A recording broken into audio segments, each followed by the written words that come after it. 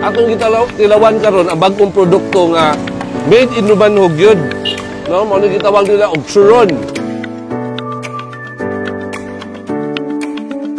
Si Ino taga Dumanhog, no? Yeah. Iyahaning produkto siya mo'y nagmubna ni ini. Proud kay ang Dumanhog nimo karon, no?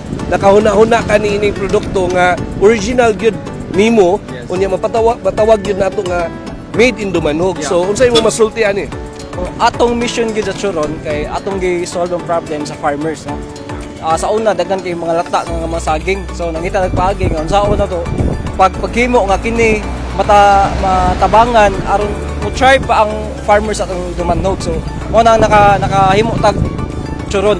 Pila na ni kabuok imuhang stall or kaning imong mga carts karon?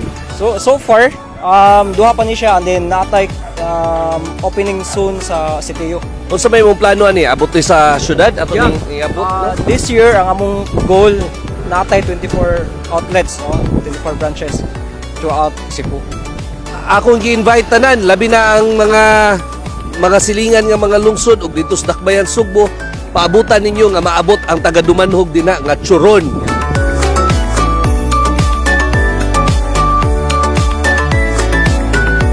Ako dahil si Ino, ang owner sa churon sa Dumanhog. Lahi ni siya nga turon. Naani siya ay sauce, nga atong sauce kay latik, no? Mao na siya pinaka onliness na to sa atong products, no? So atong presyo na 25 siya tanan, no? From cheese, natay bar nuts, naputay langka, no? Then naputay ube. Actually, naputay discount tayo for student, no? So 25. So may mo na siyang 20 pesos for student. So mo jud na ganahan kay sa student, no? Nipalit kog daghan pang buena mano ba niya. Ako ipanghatag sa mga taos munisipyo para makatilaw sila. Sure ko, magsige na sila palit. Kunya ako po ihatag na maski Ray Bronson na. Kita ko din ato din tapatilawon. Uban ako karon, no? Ang tag-iya sa Prince Warehouse. Akong suod kay nga higala si Blake Go. Na timing, no, nga buadto siya gronda, akong giimbitar diri para makatilaw aning churon. Kay basin pwede ni ibutang dito sa Prince Warehouse. Mo ni congratulations. Pero kana kami. Kung saan ibutang na sa babaw. Grabe support niyo nimo ha.